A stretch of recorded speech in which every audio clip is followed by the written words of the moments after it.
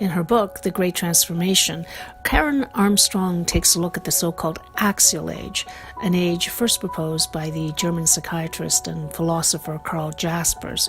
Now, he argued that there was a period in human history when mankind took a huge leap forward in thinking.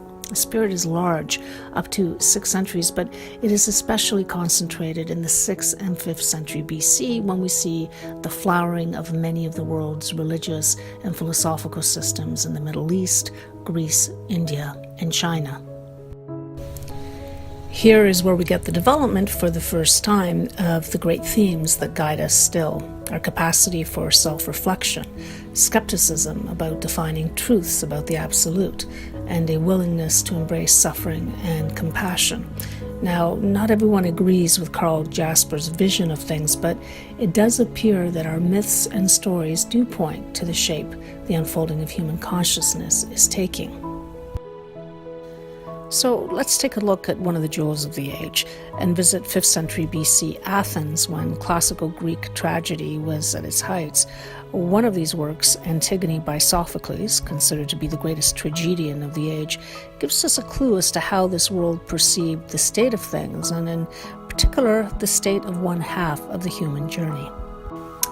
Antigone is conventionally dated to 441 BCE, and thus is considered to be the second of Sophocles' surviving works. Now here's what happens in the play. The two sons from Oedipus' incestuous marriage to his mother, Eteocles and Polynices, have just fought to the death. Their uncle Creon, who is now regent of Thebes, decrees Eteocles will be buried with full honor, but that his brother Polynices' body will be left unburied because he had attacked Thebes. He also announces that anyone who tries to bury him will also be put to death. To be left unburied is a horrific punishment for the people of this time because it means that the soul cannot enter Tartarus or the underworld. Now enter Antigone, Polynices' sister, who decides to risk death and bury him anyway. Her sister Ismene argues with her not to do it. Ismene respects the value of order. Now, Jung called it the masculine, but the term is difficult because it is often mistakenly associated with men or a man and not with what it really is, which is an energy that belongs to everyone. Ismene bows down to the political order. After all, Creon needs to maintain it or chaos will ensue. Now, chaos is a word for the feminine energy, which again does not belong to woman or a woman, but to all.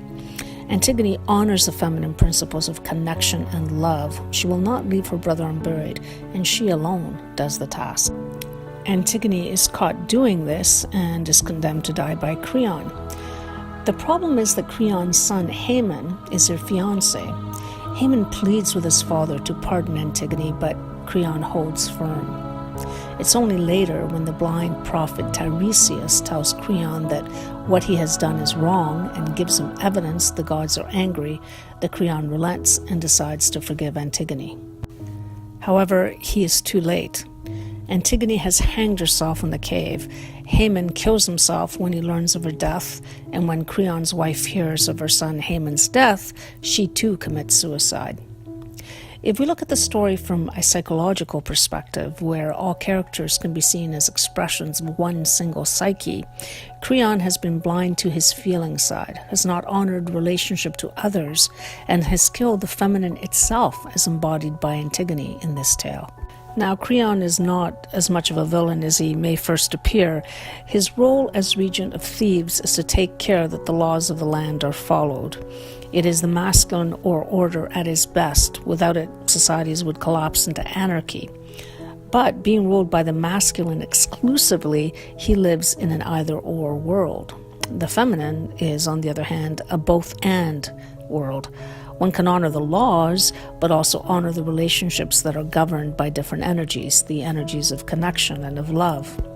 The central question that arises out of this story is precisely how to honor both, order and chaos, masculine and feminine.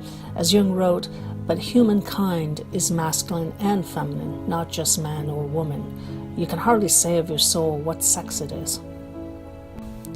Jung saw the devaluation of the feminine as one of the most pressing problems of his and our time.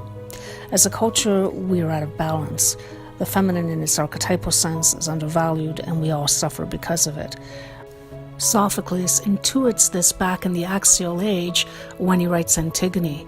Our stories have only reinforced this since then. How then do we come into balance? Robert Johnson, the Jungian analyst and storyteller, has this answer. We need poets to rescue us from the awful contradictions we get into. Speech is literal and rational and cannot easily contain the depths of the mystery. I am reminded, when looking at these words, of one perfect poem by Mary Oliver. It's called The Journey. One day you finally knew what you had to do and began, though the voices around you kept shouting their bad advice, though the whole house began to tremble and you felt the old tug at your ankles. Mend my life, each voice cried, but you didn't stop. You knew what you had to do, though the wind pried with its stiff fingers at the very foundations, though their melancholy was terrible. It was already late enough, and a wild night, and the road full of fallen branches and stones. But little by little, as you left their voices behind, the stars began to burn through the sheets of clouds, and there was a new voice, which you slowly recognized as your own, that kept you company as you strode deeper and deeper into the world, determined to do the only thing you could do, determined to save the only life you could save.